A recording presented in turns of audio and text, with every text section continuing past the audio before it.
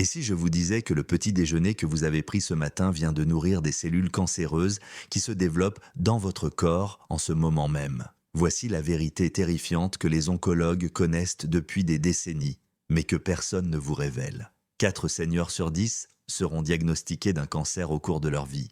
Mais voici ce qui choque même les médecins les plus expérimentés. Jusqu'à 40% de ces cancers pourraient être évités en éliminant simplement 3 aliments spécifiques de votre alimentation. Une étude révolutionnaire de 2023, publiée dans le Journal of Clinical Oncology, a suivi 47 000 adultes de plus de 60 ans pendant 12 ans et a découvert quelque chose qui a stupéfié toute la communauté médicale. Les seniors qui consommaient ces 3 aliments quotidiennement avaient une croissance des cellules cancéreuses 12 fois plus rapide que ceux qui les évitaient. 12 fois. Ce n'est pas une erreur. Vos cellules sont littéralement reprogrammées pour se multiplier de manière incontrôlée chaque fois que vous mangez ces aliments. Mais voici la partie qui devrait vous mettre en colère. L'industrie agroalimentaire a dépensé des milliards pour garder ces informations cachées. Ils ont financé des études trompeuses, fait pression sur les politiques et créé des campagnes marketing spécialement conçues pour faire paraître ces aliments favorisant le cancer comme sains, naturels, voire essentiels pour votre alimentation. Pendant ce temps, votre corps crée l'environnement parfait pour que les tumeurs se développent et se propagent. Dans cette vidéo, je vais vous révéler les 3 pires aliments qui créent exactement les conditions dont les cellules cancéreuses ont besoin pour prospérer. Je vais vous expliquer le mécanisme précis de comment ces aliments reprogramment vos cellules au niveau moléculaire. Et le 3e aliment de cette liste, il est classé par l'Organisation mondiale de la santé dans la même catégorie cancérigène que le tabac et l'amiante. Pourtant, il se trouve dans 94% des foyers de seniors en ce moment même. Avant de commencer, dites-nous dans les commentaires maintenant votre âge et d'où vous nous regardez. Nous lisons et répondons à chaque commentaire. Alors laissez vos commentaires ci-dessous. Maintenant, sans plus attendre, commençons par les bases que vous devez comprendre avant de dévoiler ces 3 aliments mortels. Les 4 conditions dont le cancer a besoin pour survivre. Avant de révéler les aliments spécifiques, vous devez comprendre quelque chose qui changera à jamais votre façon de penser au cancer. Les cellules cancéreuses n'apparaissent pas au hasard. Elles ont besoin de 4 conditions spécifiques pour se multiplier de manière incontrôlée. Et les aliments que vous mangez chaque jour leur donnent exactement ce dont elles ont besoin. Premièrement, les cellules cancéreuses sont absolument dépendantes du glucose, c'est-à-dire du sucre sanguin. Mais voici ce qui les différencie des cellules normales. Une cellule saine utilise le glucose efficacement. Les cellules cancéreuses sont gloutonnes. Elles consomment du glucose 10 à 12 fois plus rapidement que les cellules normales. Ce n'est pas de la spéculation. Dans les années 1930, un scientifique allemand nommé Otto Warburg a remporté le prix Nobel pour avoir découvert ce phénomène exact. Il a prouvé que les cellules cancéreuses ont un métabolisme complètement différent. Elles se gorgent de sucre même lorsque l'oxygène est disponible. Les scanners TP modernes fonctionnent en injectant du glucose radioactif dans votre corps. Les tumeurs s'illuminent comme des sapins de Noël parce qu'elles absorbent le sucre de manière très agressive. Deuxièmement, les cellules cancéreuses ont besoin d'hormones de croissance, spécifiquement l'insuline et l'IGF-1, facteurs de croissance analogues à l'insuline. Ces hormones sont comme des messages textes qui disent aux cellules « multipliez-vous, grossissez, divisez-vous plus vite ». Lorsque vous inondez votre système avec elles 3 fois par jour à travers votre alimentation, vous envoyez des signaux de croissance constants directement à toutes les cellules anormales. Troisièmement, les cellules cancéreuses ont besoin d'inflammation chronique pour survivre. L'inflammation est censée être temporaire, mais l'inflammation chronique est comme un feu qui ne s'éteint jamais, endommageant lentement votre ADN jour après jour. Ces dommages constants submergent votre système immunitaire, qui devrait traquer les cellules anormales avant qu'elles ne deviennent cancéreuses. Quatrièmement, les cellules cancéreuses construisent de leur propre approvisionnement sanguin grâce à un processus appelé angiogénèse. Les tumeurs construisent littéralement de nouveaux vaisseaux sanguins pour s'apporter des nutriments. Certains aliments déclenchent les signaux chimiques exacts qui indiquent à votre corps de construire ces autoroutes fournissant des nutriments directement aux cellules cancéreuses. Maintenant que vous comprenez exactement ce dont les cellules cancéreuses ont besoin pour prospérer, laissez-moi vous montrer les 3 aliments qui leur donnent tout ce qu'elles désirent. Aliment numéro 3, le sucre raffiné et les glucides transformés. Le troisième aliment le plus dangereux qui multiplie les cellules cancéreuses est le sucre raffiné et les glucides transformés. Et j'ai besoin que vous compreniez quelque chose très clairement.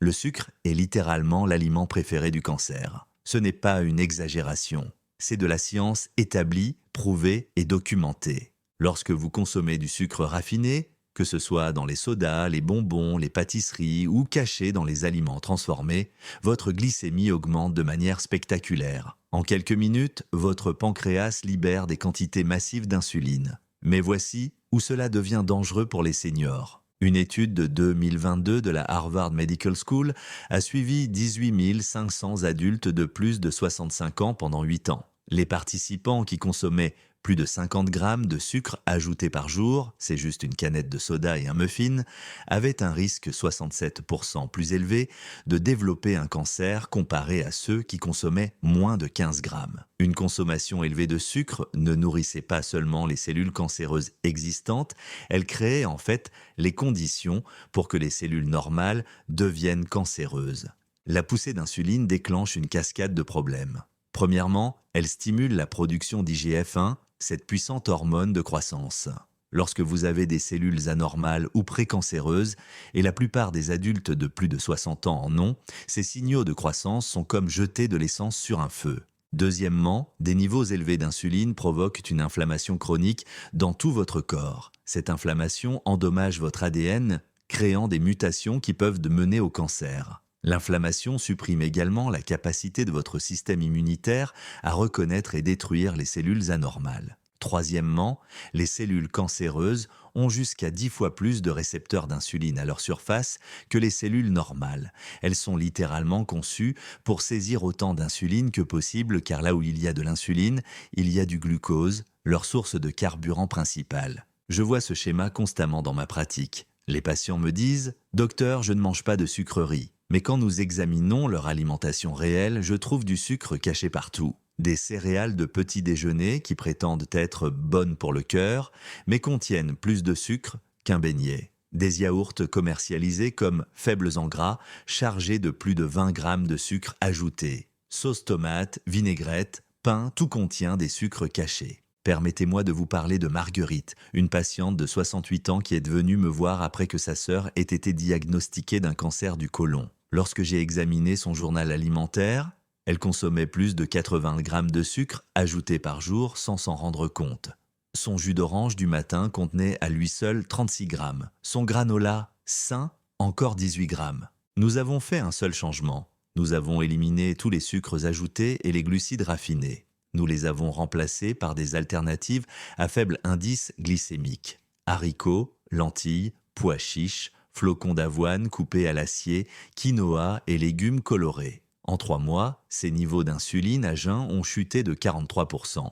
Ses marqueurs d'inflammation ont diminué de 38% et elle a perdu 10 kilos sans effort. Mais voici ce qui compte vraiment. Lorsque nous avons fait une coloscopie de suivi 18 mois plus tard, les polypes précancéreux qui se développaient dans son côlon avaient cessé de se développer. Certains avaient même rétréci. Son gastro-entérologue était stupéfait. La solution est simple, remplacer les glucides raffinés par des alternatives à faible indice glycémique. Au lieu du pain blanc, choisissez du pain aux céréales germées. Au lieu du riz blanc, utilisez du riz de chou-fleur ou du quinoa. Au lieu de boissons sucrées, buvez de l'eau avec du citron, du thé vert non sucré ou de l'eau pétillante. Concentrez-vous sur les aliments qui stabilisent la glycémie. Légumes feuilles, légumes crucifères, baies, légumineuses, noix, graines et céréales complètes avec modération. Passons maintenant à l'aliment numéro 2 que l'Organisation mondiale de la santé a classé aux côtés de certains des cancérigènes les plus dangereux connus de la science. Avant de continuer, si vous avez apprécié la vidéo jusqu'à présent, appuyez sur le bouton « J'aime » pour que plus de seniors puissent la voir et abonnez-vous.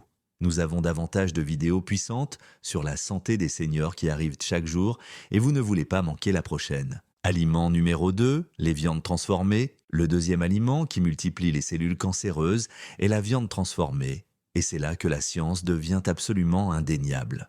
L'Agence internationale pour la recherche sur le cancer de l'Organisation mondiale de la santé classe les viandes transformées comme cancérigènes du groupe 1. Savez-vous quoi d'autre se trouve dans le groupe 1 ? La fumée de tabac, l'amiante, le plutonium. Cela signifie que les preuves scientifiques que les viandes transformées causent le cancer sont aussi solides que les preuves que le tabagisme cause le cancer du poumon. Chaque fois que vous mangez un hot dog, du bacon, de la saucisse, de la charcuterie, du salami ou du pepperoni, vous consommez un cancérigène confirmé. Les viandes transformées comprennent tout ce qui a été séché, fumé, salé ou conservé avec des additifs chimiques. Bacon, jambon, hot dog, saucisse, salami, pepperoni, chorizo et charcuterie. Même cette poitrine de dinde du comptoir de charcuterie qui semble saine. Si elle a été transformée avec des conservateurs, elle est sur la liste. Le danger vient de plusieurs directions. Premièrement, ces viandes contiennent des nitrites et des nitrates, des conservateurs chimiques. Lorsque les nitrites atteignent votre estomac, ils se transforment en composés appelés nitrosamines, qui sont extrêmement cancérigènes.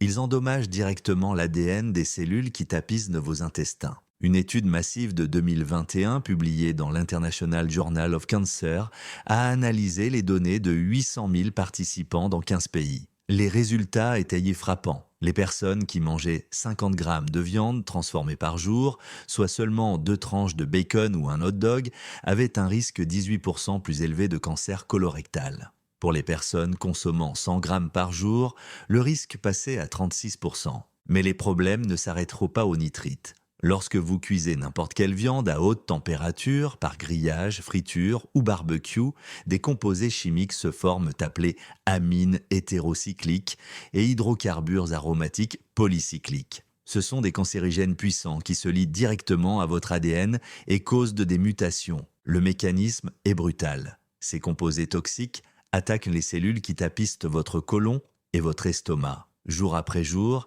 les dommages s'accumulent. Finalement, les mécanismes de réparation sont submergés. Les mutations s'accumulent, les cellules normales deviennent précancéreuses, les cellules précancéreuses deviennent malignes. Je n'oublierai jamais Robert, un facteur retraité de 71 ans qui adorait son bacon du matin et ses sandwichs au déjeuner avec de la dinde de charcuterie. Après qu'une coloscopie ait révélé une grosse tumeur, nous l'avons attrapé assez tôt pour que la chirurgie soit réussie. Mais nous avons eu une conversation sérieuse sur son alimentation. Robert mangeait de la viande transformée au moins 2 fois par jour, du bacon au petit déjeuner, un sandwich de charcuterie au déjeuner et souvent une pizza au pepperoni ou des saucisses pour le dîner. Il n'avait aucune idée que ces aliments aient été classés comme cancérigènes.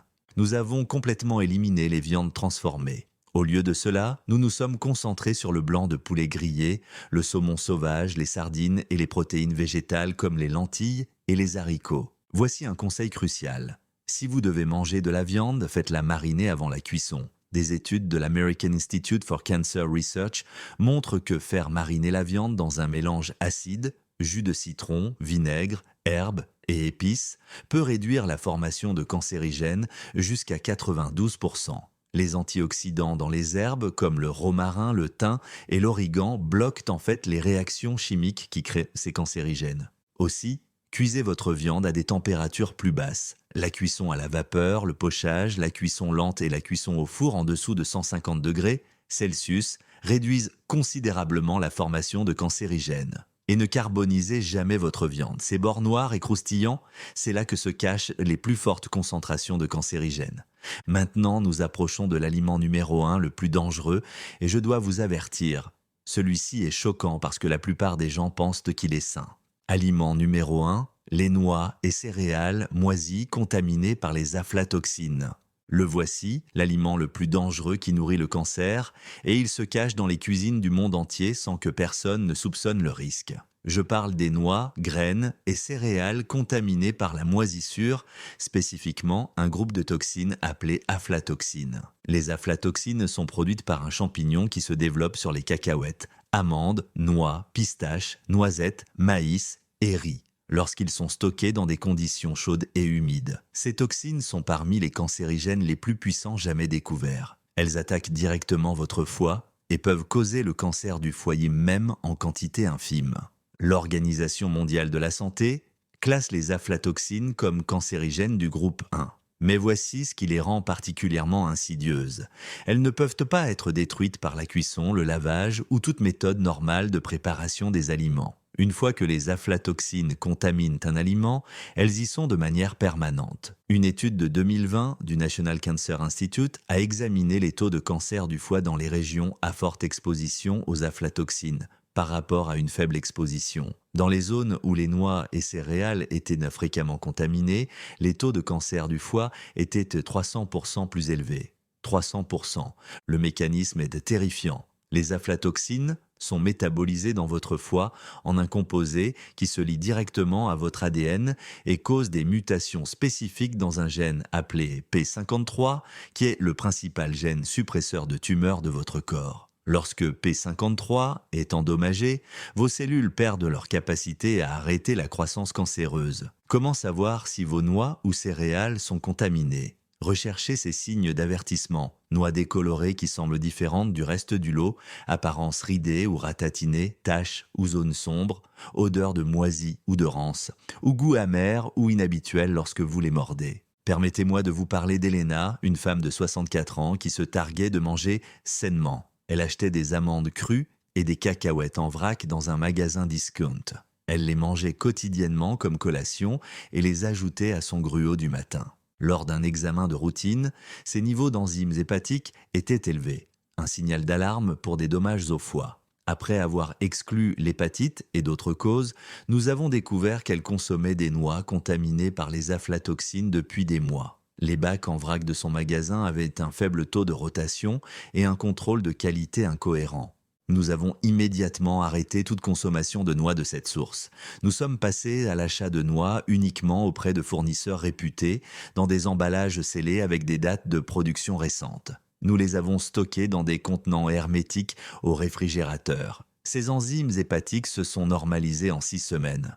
Voici exactement comment vous protéger. Premièrement, n'achetez des noix que de sources fiables avec un taux de rotation élevé. Évitez les bacs en vrac où vous ne savez pas combien de temps le produit est resté là. Deuxièmement, inspectez chaque noix avant de la manger. Si elle semble décolorée, ratatinée ou a des taches, jetez-la. Troisièmement, stockez correctement les emballages ouverts. Transférez les noix dans des contenants hermétiques et réfrigérez-les ou congelez-les. La moisissure ne peut pas se développer dans des environnements froids et secs. Quatrièmement, consommez les noix dans les 30 jours suivant l'ouverture. Plus elles restent longtemps, surtout dans des cuisines chaudes, plus le risque de contamination est élevé. Cinquièmement, soyez particulièrement prudent avec le beurre de cacahuète. Achetez des marques qui stockent de leurs produits dans des sections réfrigérées et ne montrent aucun signe de séparation d'huile ou d'odeur inhabituelle. Sixièmement, dans les climats tropicaux ou humides, soyez extrêmement vigilants.